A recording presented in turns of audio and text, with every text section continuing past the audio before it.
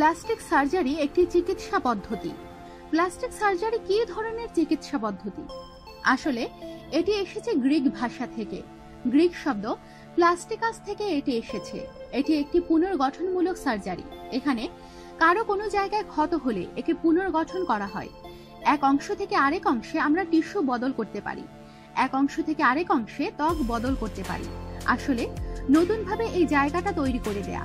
Plastic সার্জারিতে এখন আরো কিছু ভাগ চলে এসেছে, যেমন অ্যাস্থেটিক সার্জারি, কসমেটিক সার্জারি।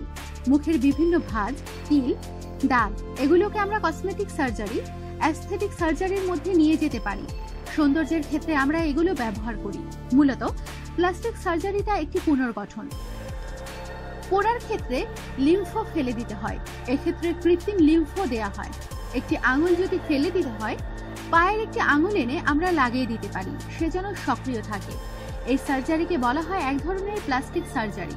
আবার অনেকে পেটে হয়তো মেদ ভুঁড়ির জন্য অনেক বড় হয়ে গেল, চলাচল করতে ওজন বেড়ে গেল, এক্ষেত্রে চর্বি ফেলে দিয়ে অ্যাবডোমিনাল প্লাস্টিক করি। এটি করলে মানুষের স্বাভাবিক একটি আকার চলে আসে। দেখা গেল বেশি ডায়েট করার কারণে চামড়া ঝুলে গেল, তখন হয়তো ঠিকই কমলো, তবে চামড়াটা ঝুলে গেল। তখন আমরা ফেস লিফটিং এর কাজগুলো করে থাকি। আমাদের দেশে অবশ্য এটি কম, কারণ এটি খুব দামি সার্জারি।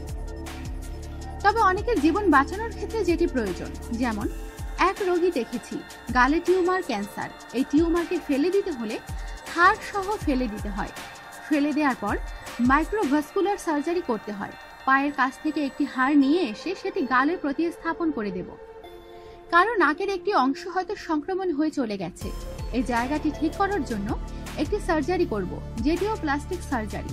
প্লাস্টিক সার্জারির অংশের মধ্যে কসমেটিক ও অ্যাস্থেটিক সার্জারিও চলে এসেছে।